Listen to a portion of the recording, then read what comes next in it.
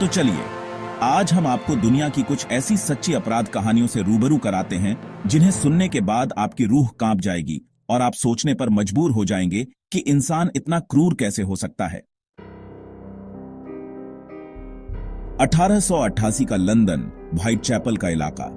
यह वह समय था जब लंदन तेजी से बदल रहा था। औद्योगिक क्रांति अपने चरम पर थी और शहर की गलियों में भीड़ भाड़ और अराजकता का माहौल था। यहां एक ऐसा अपराधी पैदा हुआ जिसने पूरे शहर को डरा दिया। उसकी क्रूरता और चालाकी ने लोगों के दिलों में खौफ भर दिया। जैक द रिपर का नाम सुनते ही आज भी लोगों के रोंगटे खड़े हो जाते हैं। उसकी हत्याओं की कहानियां आज भी लोगों के दिलों में डर पैदा करती हैं। उसने कम से कम 5 औरतों को मारा और ये हत्याएं इतनी भयानक थीं कि लोगों को रात में सोने में भी डर लगता था। और उसका तरीका इतना डरावना था कि पुलिस भी समझ नहीं पाई कि उसे कैसे रोका जाए। पुलिस के पास उस समय के साधन और तकनीकें भी सीमित थीं, जिससे उनकी मुश्किलें और बढ़ गईं। जैक द रिपर बहुत चालाकी से अपने शिकार चुनता था। वह अपने शिकारों को बड़ी ही बारीकी से चुनता और फिर उन पर हमला करता और उनके शरीरों को इस तरह बिगाड़ देता था कि यह मामूली हत्याओं से कहीं ज्यादा भयानक था। उसकी हत्याओं का तरीका इतना क्रूर था कि लोग उसे एक राक्षस मानने लगे थे। उसकी हत्याओं में एक गहरी सोच थी जिसे समझना आज भी पुलिस और मनोवैज्ञानिकों के लिए एक पहेली है। उसकी मानसिक स्थिति और उसके अपराधों के पीछे की वजहें आज भी एक रहस्य बनी हुई हैं, जिसे समझना आज भी पुलिस और मनोवैज्ञानिकों के लिए एक पहेली है। कई विशेषज्ञों ने उसकी मानसिक स्थिति का विश्लेषण करने की कोशिश की, लेकिन कोई भी निश्चित निष्कर्ष पर नहीं पहुंच सका। क्या आज भी हमें जैक द रिपर के बारे में और जानने की जरूरत है? उसकी हत्याओं के पीछे की सच्चाई जानने की जिज्ञासा आज भी लोगों के मन में बनी हुई है। क्या हम कभी जान पाएंगे कि वह कौन था और उसने ऐसा क्यों किया?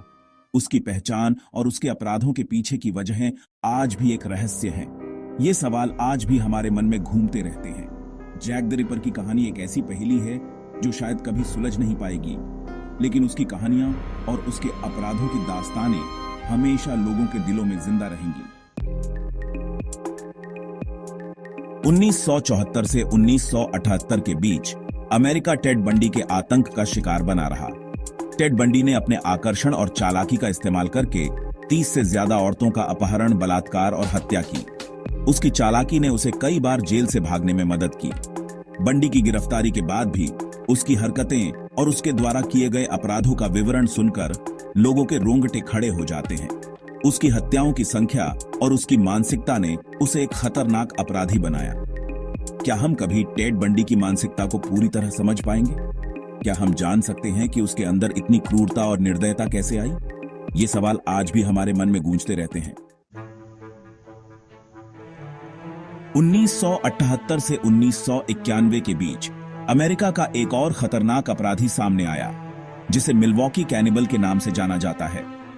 जेफरी डाहमर ने 17 युवकों और लड़कों की हत्या की और उसके अपराधों में एक ऐसी भयानकता थी जो किसी भी इंसान को डरा सकती है। डाहमर की गिरफ्तारी के बाद उसके अपराधों का विवरण सुनकर पूरा समाज डर गया। उसकी हरकतें इतनी भयानक थीं कि लोग समझ नहीं पाए कि कोई इंसान ऐसा भी कर सकता है। क्या हम कभी जेफरी डाहमर की मानसिकता को पूरी तरह समझ पाएंगे? क्या हम जान सकते हैं कि उसके अंदर इतनी क्रूरता और निर्दयता कैसे आई? ये सवाल आज भी हमारे मन में गूंजते रहते हैं।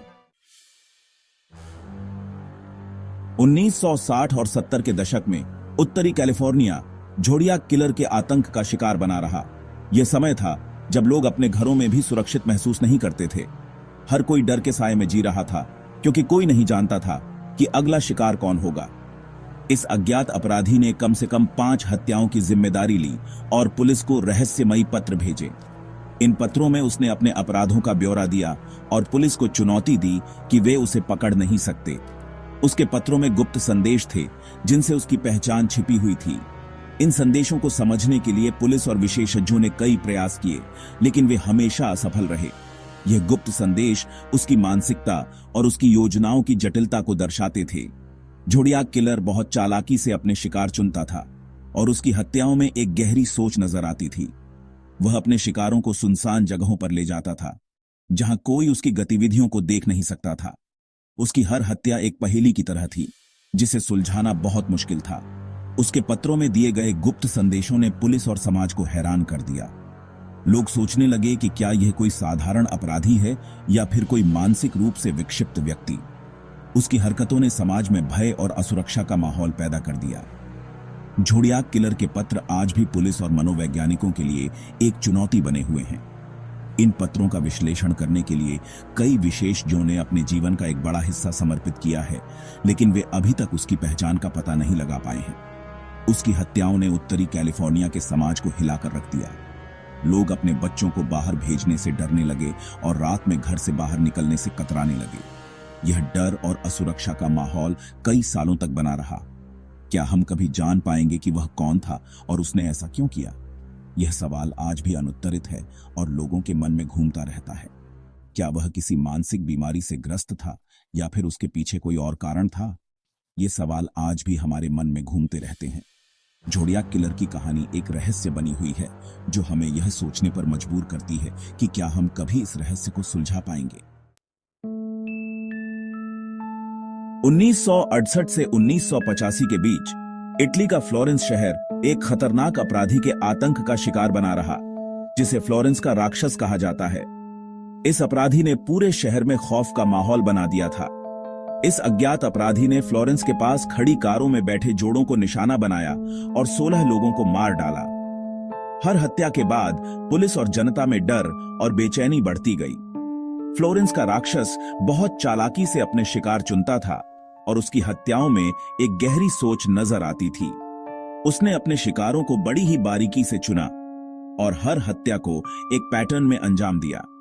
उसकी हत्याओं में एक भयानकता थी जो उसकी मानसिक बीमारी को दर्शाती थी। उसकी हरकतें इतनी भयानक थीं कि लोग रात में बाहर निकलने से डरने लगे थे। इस अज्ञात अपराधी की हरकतों ने फ्लोरेंस के समाज को हिलाकर रख दिया और लोगों के मन में हमेशा के लिए डर बिठा दिया। लोग अपने घरों में भी सुरक्षित महसूस नहीं करते थे। क्या हम कभी जान पाएंगे कि वह कौन था और उसने ऐसा क्यों किया? पुलिस और जासूसों ने कई सालों तक इस मामले की जांच की, लेकिन कोई ठोस सुराग नहीं मिला। ये सवाल आज भी हमारे मन में घूमते रहते हैं। फ्लोरेंस का राक्षस एक रहस्य बनकर रह गया है, जो आज भी लोगों के दिलों में डर और जिज्ञासा पैदा करता है। 1984 से 1985 के दौरान अमेरिका के लॉस एंजलिस और सैन फ्रांसिस्को में नाइट स्टॉकर के नाम से मशहूर रिचर्ड रामिरेज का आतंक फैला रहा। उसने 13 लोगों को मारा और कई और लोगों को घायल किया। रामिरेज बहुत चालाकी से अपने शिकारों को फंसाता था और फिर उन पर अमानवीय अत्याचार करता था। उसकी हत्याओं में एक गहरी मानसिक बीमारी थी जो उसकी क्रूरता और निर्दयता को दर्शाती थी। रामिरेज की गिरफ्तारी के बाद उसके अपराधों का विवरण सुनकर पूरा समाज डर गया।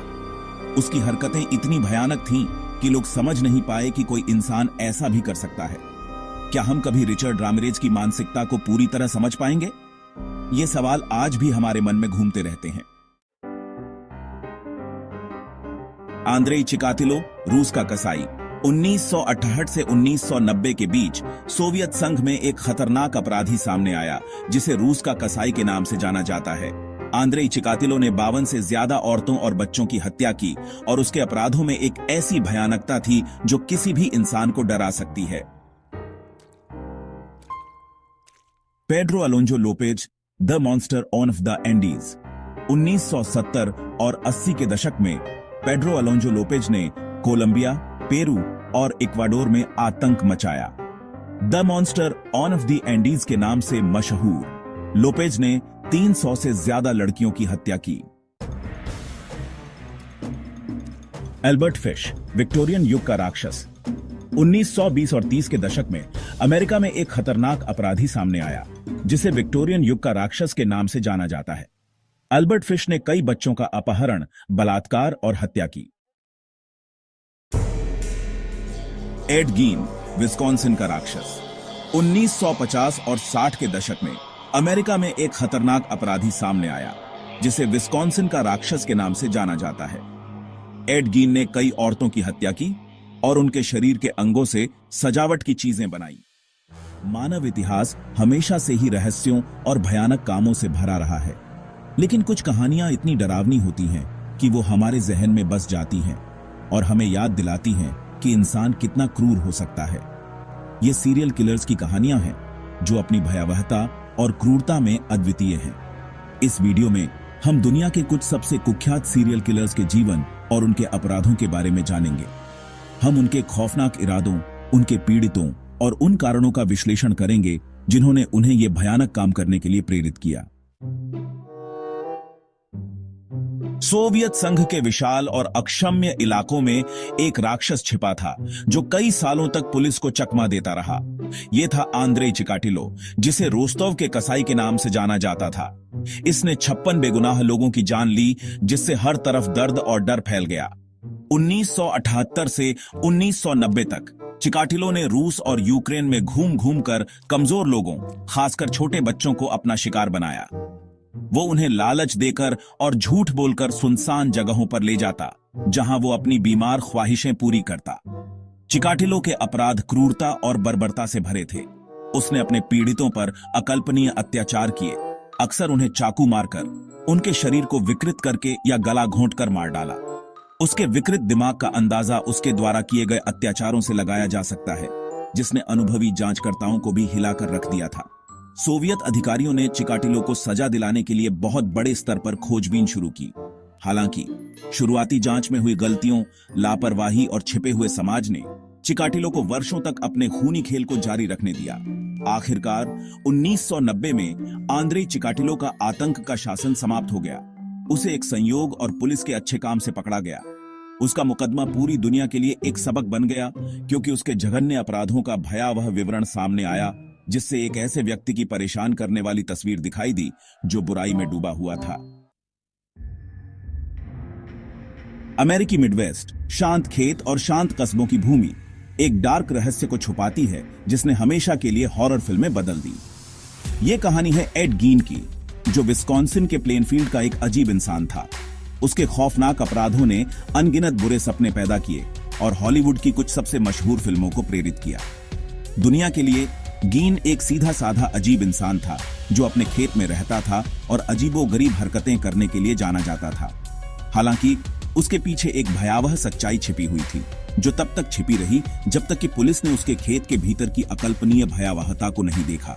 1957 में एक लोकल हार्डवेयर स्टोर के मालिक बर्निस वार्डन के गायब होने की छानबीन ने पुलिस को गीन के दरवाजे तक पहुंचाया।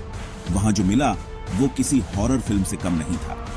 गीन के घर को इंसानी शरीर के अवशेषों से सजाया गया था, जो एक पागल दिमाग की एक भयावह मिसाल थी। इंसानी खाल से बने लैंपशेड और कुर्सियां फर्नीचर का काम करते थे, जबकि स्तनों के बेल्ट और खोपड़ी के कटोरे उसके विकृत संग्रह की भयावहता को दर्शाते थे। गीन ने कबूल किया कि उसने कब्रें खोदी थीं और कब्रिस्तानों से लाशें चुराई थीं, उनके शरीर के अवशेषों का इस्तेमाल करके अपने घर को सजाने और खुद के लिए चीजें बनाने के लिए। उसने 2 महिलाओं, मैरी होगन और बर्निस वार्डन की हत्या करने की बात भी कबूल की और अपने अपराधों को विस्तार से बताया। अध्याय 3, ब्लैक डाहलिया मर्डर, एक हॉलीवुड मिस्ट्री। जनवरी 1947 की ठंडी सुबह लॉस एंजल्स शहर एक भयावह खोज से हिल गया। लेमर्ट पार्क के एक खाली मैदान में एक जवान औरत का शरीर मिला। उसके शरीर को बेरहमी से काट दिया गया था और उसके चेहरे को कानों से मुंह तक एक भयानक मुस्कान में काट दिया गया था। पीड़िता एलिजाबेथ शॉर्ट नाम की एक 22 साल की एक्ट्रेस थी, जिसे बाद में ब्लैक डाहलिया के नाम से जाना गया, क्योंकि उसके काले बाल थे, काले कपड़े पहनती थी और उसकी जिंदगी भी रहस्य से भरी थी। ब्लैक डाहलिया की हत्या अमेरिका के सबसे अनसुलझे मामलों में से एक बन गई, जिसने अनगिनत थ्योरी, अटकलें और हमेशा के लिए डर पैदा कर दिया। शॉर्ट की जिंदगी और मौत दोनों ही रहस्य से घिरी हुई थी। वो मैसाचुसेट्स के एक छोटे से शहर से हॉलीवुड आई थी, एक स्टार बनने के सपने के साथ। हालांकि उसके सपने पूरे नहीं हो पाए और उसकी हत्या से पहले के दिन अनिश्चितता में डूबे हुए हैं। ब्लैक डाहलिया हत्या की क्रूरता ने पूरे देश का ध्यान खींचा, जिससे लॉस एंजल्स पुलिस पर अपराधी को सजा दिलाने का भारी दबाव पड़ा। पुलिस ने सैकड़ों सुरागों का पीछा किया, दर्जनों संदिग्धों से पूछताछ की और कई झूठे कबूलनामे भी मिले, लेकिन मामला अनसुलझा ही रहा।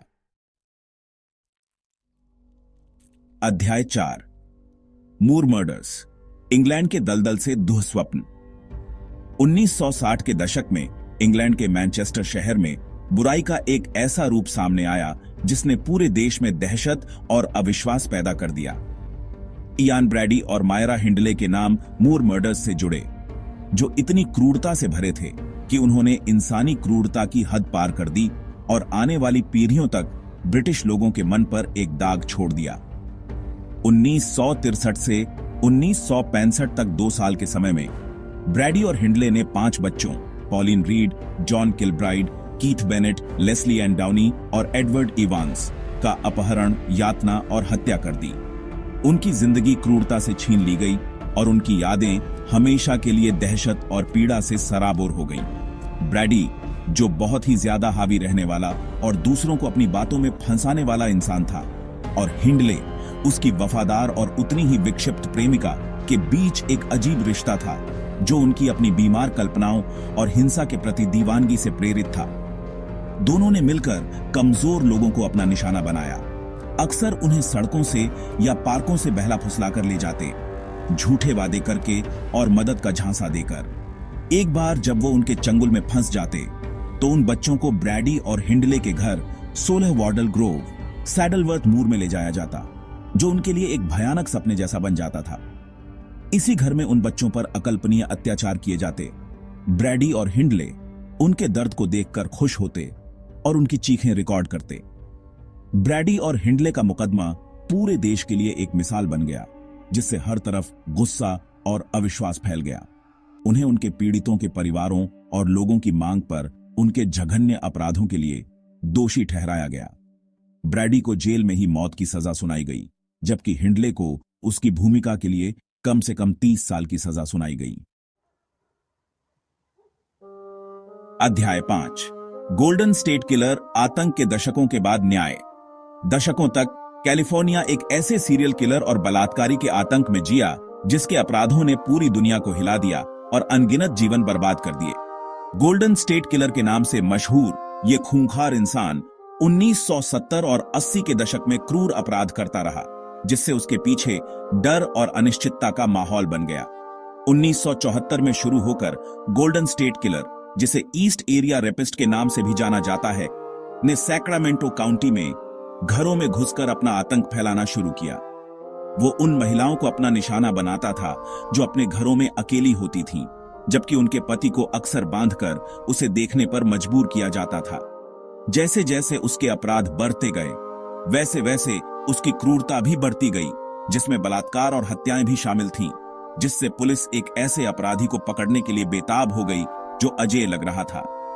गोल्डन स्टेट किलर का तरीका था कि वो रात में अपने पीड़ितों के घरों में घुस जाता, मुखौटा पहनता और उन्हें बंदूक की नोक पर अपने कब्जे में ले लेता। वो अक्सर अपने हमलों से पहले अपने पीड़ितों को डांटता, उन्हें अपमानजनक भाषा से भला बुरा कहता और उन पर नियंत्रण दिखाता। 2018 में पुलिस को डीएनए की मदद से एक बड़ी कामयाबी मिली। इस नई तकनीक ने अपराध स्थल से मिले डीएनए को सार्वजनिक डीएनए डेटाबेस से मिलाने में मदद की। इससे उन्हें 72 साल के जोसेफ जेम्स डिएंजेलो, कैलिफोर्निया के एक रिटायर्ड पुलिस अधिकारी, की पहचान करने में मदद मिली, जो एक संदिग्ध था। 2020 में डिएंजेलो ने 13 हत्याओं और 13 बलात्कार के आरोपों को स्वीकार कर लिया, साथ ही कई अन्य आरोपों को भी कबूल किया। उसे आजीवन कारावास की सजा सुनाई गई, जिससे यह सुनिश्चित हो गया कि वो अपनी बाकी जिंदगी जेल में ही बिताएगा। ये डरावनी कहानियां हमें याद दिलाती हैं कि इंसान कितना बुरा हो सकता है। सच्ची अपराध की कहानियां सिर्फ खून खराबे के बारे में नहीं होती, वो इंसान के अंदर की जटिलताओं और अच्छाई बनाम बुराई की लड़ाई को दिखाती है। सीरियल किलर्स अक्सर ऐसे काम करते हैं जो समझ से परे होते हैं। वो विकृत विचारों, कल्पनाओं और अजीबोगरीब इच्छाओं से प्रेरित होते हैं।